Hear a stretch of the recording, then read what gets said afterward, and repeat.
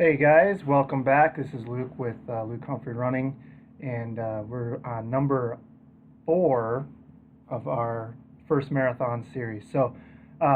Last week we talked about having a philosophy in place and a plan to follow. So now it's really just time to get started.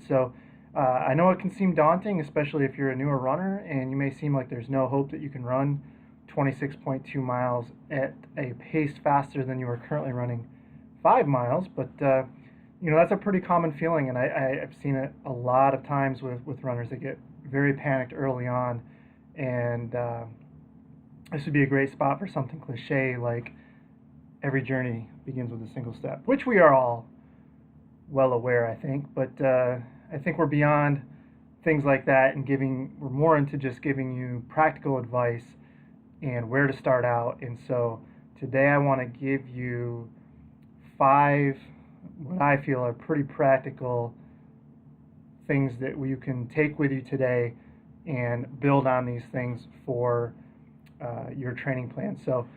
We're going to talk about the first one, building general endurance before specific endurance, and then we'll talk about adding days to your week before time to your days, taking yourself where you are at and not where you need to be in a few months. Allow the time to adapt to what you are doing. And the 5th one, be wary of old wives' tales. 2 in particular, I'm thinking of the 10% rule, and that you have to run a 20-miler in order to complete a marathon. So let's kick it right off with building your general endurance. While it seems redundant, there actually is a difference, right? So when talking about general endurance, I am referring to just being able to cover the distance without a set pace. Like if I say go run 10 miles, you can run 10 miles. You might start out fast and fade horribly, but you still cover the 10 miles. However, if I told you to do that 10 miles at marathon pace, right now you might not be able to do that. That would be more specific endurance. So covering 10 miles is general endurance. Covering it at a specific pace would be specific endurance. The reason that this is important is because our first goal of training is to simply build the amount of distance you can cover in training. And this is by the day, by the week, by the month. The more ground you can cover, the better your general endurance will be. If we focus on intensity first or specific endurance, then we limit what we can accomplish over the course of that same time frame, the day, the week, the month. And if you can cover that 5-mile loop at 10 minutes a mile, but not 8 minutes a mile, you need to lay the foundation of handling easy mileage first and then worry about how fast you can handle that mileage.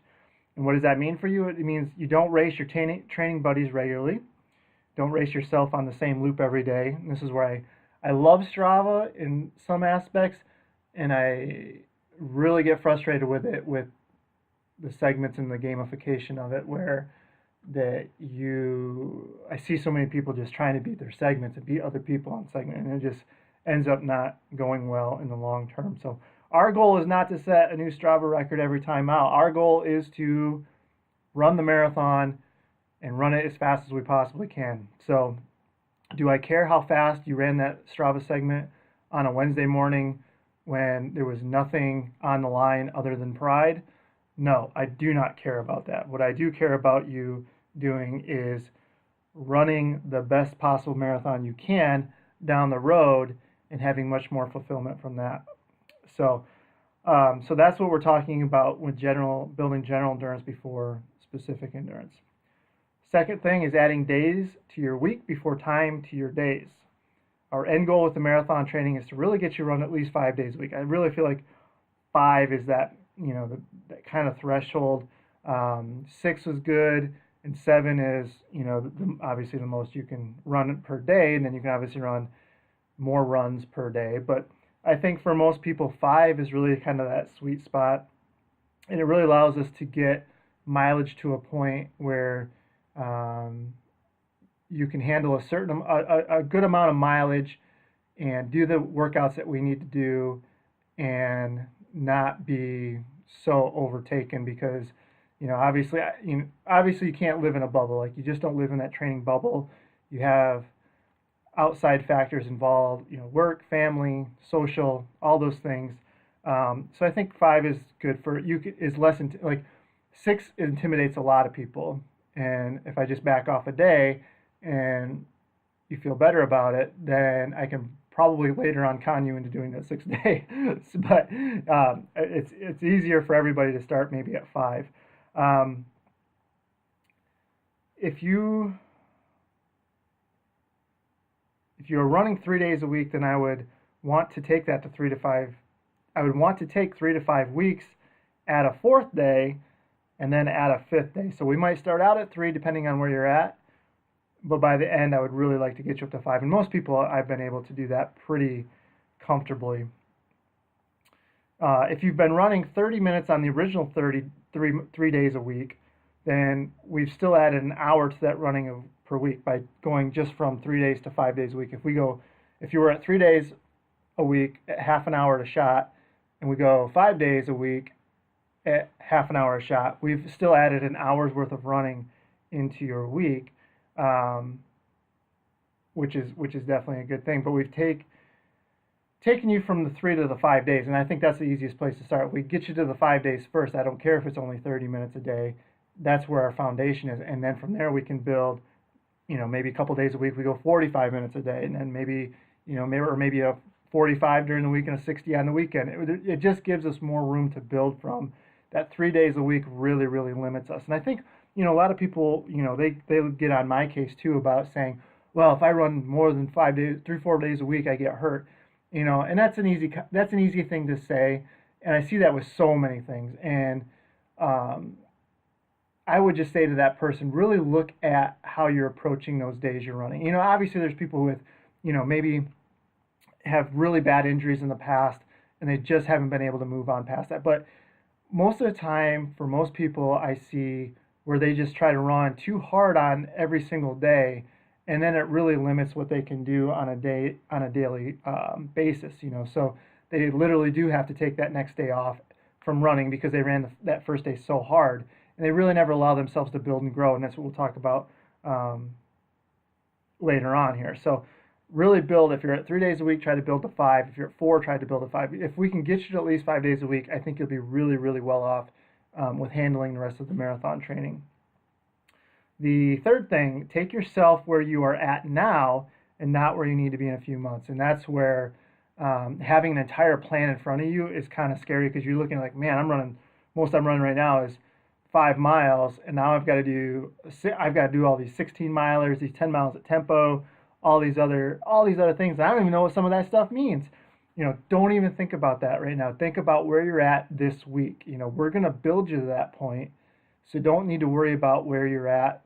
You don't need to be where you need to be at. You don't need to worry about where you need to be in 3 or 4 months. You need to just worry about where you're at right now. And that is so key. I think so many people really talk themselves out of it from the start because they look so far down the road, and they can't bridge from where they're at now to where they want to be, in 8, 10, 14, 16 weeks. They just can't do it. So I also have written down here, this creates a lot of self-doubt. You sabotage your training before you even get started. So I really recommend only focusing on like the next week or two that's ahead of you. And before you know it, you'll be doing more than you ever thought possible. And that's key. And and then later on, when you're starting to struggle, or if you struggle, you can say, man, you're not where I want to be. You can still look back, where you were 2 months ago, and like, oh my gosh, I'm running double what I was 6-8 weeks ago. And then you can always look back at how far you've come along too. So it really can work as a motivational thing too.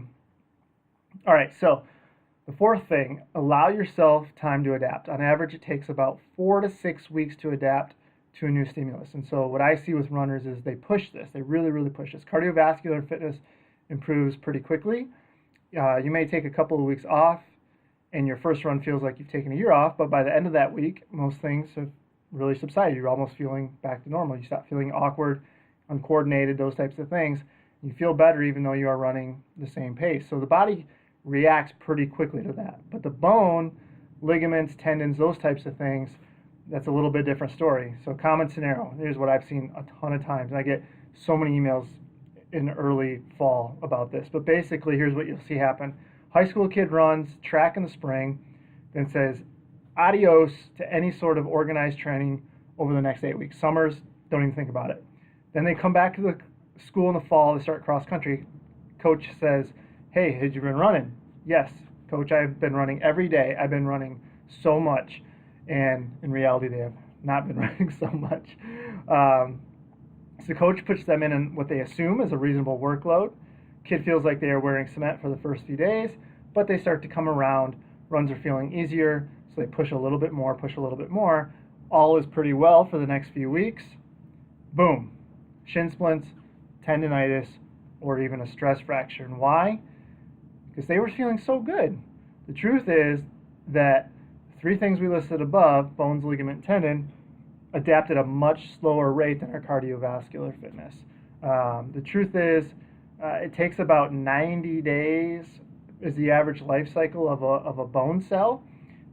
So if your breakdown rate is exceeding the repair rate, so if you're running so much that you're breaking down faster than you can repair, then you get inflammation, stress on the bone, things like that. And then it just takes a little time, but all of a sudden when it's there, boom, it's there. So allowing yourself time to adapt is crucial. Plus, I think it teaches you patience with yourself, patience with training, and learning to trust the process, which I think is incredibly important for the marathon. Because if you're not patient in the marathon, chances are you will not be very successful. You will always fall short of what you're probably truly capable of because you're just too impatient the first half of the race to really get to where you want. Or you're just impatient with training and you never maximize your full ability to what you could actually do because you're always recovering from some sort of nagging injury or something like that. But the point of that is give yourself time to adapt to a workload. And that kind of goes back to what we were talking about. Focus on general endurance before specific endurance, mileage before intensity, time to days before time, or time to the week overall before time to the specific day. So get to where you can run 5 days a week, then worry about adding the time to those days. Those things will allow your body to adapt. And then when you do increase that workload, your body is already capable of absorbing that. And then you can move on safely. And your fitness will actually improve much quicker that way because you're not having all these setbacks from missing days here, days there because I'm over fatigued or I'm hurt or I'm sick or whatever the case is. All right. So now that I've said all of that, beware of old wives' tales in running. So the main two I'm thinking about the old 10% rule, in that if you need to succeed in the marathon, you have to run a 20 miler. Both of these have been around for a long time, but the truth is that they both try to oversimplify training, and that's where you have great resources. Not even, I feel like I'm obviously a pretty decent resource, but you have a lot of resources out there from people who know through education, or as my dad would say, street education. Either way, you have people out there who know a lot of stuff. But they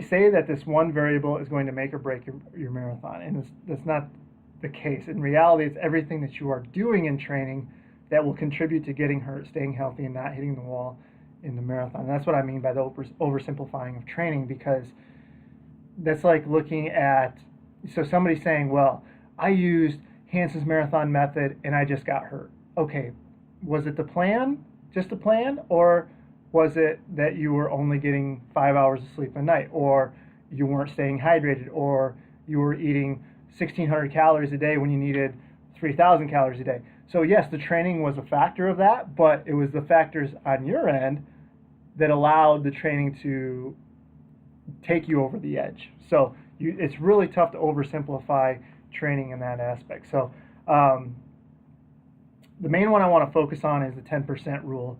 And so I want to look at this a little bit closer.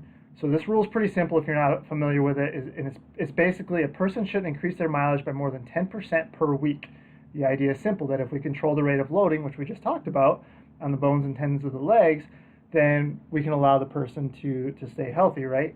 And this goes back to what we talked about before. Physiologically, you'd be fine, but structurally, your body might not be able to keep up with the workload. But on the other hand, if you're so conservative with increasing your mileage, then you're never going to get to the point where you can actually do the amount of workload that you need to do and then add the intensity, or you'll never be adding the amount of intensity because your mileage is so low that you really are limited on what you can do. So there has to be a happy medium. And I'm actually just reading a study right now that looked at that, and essentially it really found no increase in injury with the workload, but it wasn't because there's no causation there or correlation there. It was basically because it hasn't really ever been formally studied. So obviously that 10% rule was made. It's anything with training. A coach knows something, so they know that in our case, a person has to monitor their workload, because if we do too much too soon, they're going to get hurt. But in reality, science isn't really, usually that's what happens. Coaches know something works, science comes in later and shows you why that's done. And so what will happen is that then you'll get validation to that. So the bottom line is that it really hasn't been looked at that much. So hopefully that is something that is studied in the future. But in our case, let's look at a practical example. So a common beginning mileage of runners is, say, 15 miles a week. That's 3 miles a day for 5 days a week. So that's pretty common with what I see. If we do this, if we follow this, if we take, to get to 30 miles a week, so essentially I like to start doing more and more intensity type things at 30 miles a week. And I think that's a really good starting point for really getting into marathon training, right? So, but if you go from 15 to 30 following 10%, it's going to take you 8 weeks to get to that point. That's 2 months to get to that point. Do we really need to be that tedious with our mileage addition? So the caveat to that might be yes, because if you're trying to do intensity, long runs, and all these other things and add your mileage, that's probably going to be too much, and you're just going to you're not going to be able to add too much mileage, because if you do, all the other things that you've added as far as stressors on the body are going to take an effect as well. So if that's the case, if you're trying to do all three of those things at once, then yeah, you're going to probably have to be a little bit slower in your mileage. But if you go by what I've told you, like building your general endurance first before your specific endurance, we can go about that much quicker, right? So say for under 15 miles a week, I think you can go, say, like 30% of your weekly mileage. So using our previous example, we would say 15 plus 30% would be 4.5. So we're looking at a total of about 19.5 to 20 miles a week. Let's just round that up to 20. Now let's jump to the second week, and let's increase this by 20%. So now our 20 miles a week would allow us to have an additional 4 miles that week we could run. So we can go up to 24 that second week. So now we're at 24 miles beginning the third week. Let's jump it by 15%. That's another 3.6 miles. That takes us to about 28.5 miles for the week. So in 3 weeks, we've gone from 15 to 28 miles. Now the fourth week, let's jump another 10%, or 2.5 miles. Boom, we're at 30 miles for the week. We cut that 8 weeks into 4 weeks just fine, right? You're going to be able to handle that, because if you do it that way and you're only running the miles, you're just going out and running easy mileage, your body can absorb that, your body can adapt. So in 4 weeks, you've gone from 15 to 30 miles a week. And you notice we didn't have a big percentage right away. We went 30, 20, 15, 10. So the more the mileage it crept up, the less percentage we jumped it. Make sense? Okay. All right, so big caveat there. We spent 4 weeks just focusing on easy running, build our volume. Then once we get to that 30 miles, then we have options, right? Do we start adding intensity? I would say start out with something like marathon pace stuff, and maybe a little bit of a longer run. But we can start adding these types of things in now, and your body's got the 4 weeks of base building underneath it. Plus, we're not going to add a ton. I wouldn't necessarily add 3 workouts that 5th week, right? I wouldn't go Tuesday, Thursday, Sunday. Maybe we go Tuesday, Sunday, or something like that, and we space it out a little bit. We do something a little bit extra, we recover from it, do something a little extra, recover from it. And that's how you do it. And then you get to the point where that is adapted to, then we can add the third thing. So in that case, we're building. So I would guarantee you, if you followed that rule of thumb, In that same block of 8 weeks, you're going to be over 30 miles a week. You're already going to be doing long runs and you're going to be doing workouts.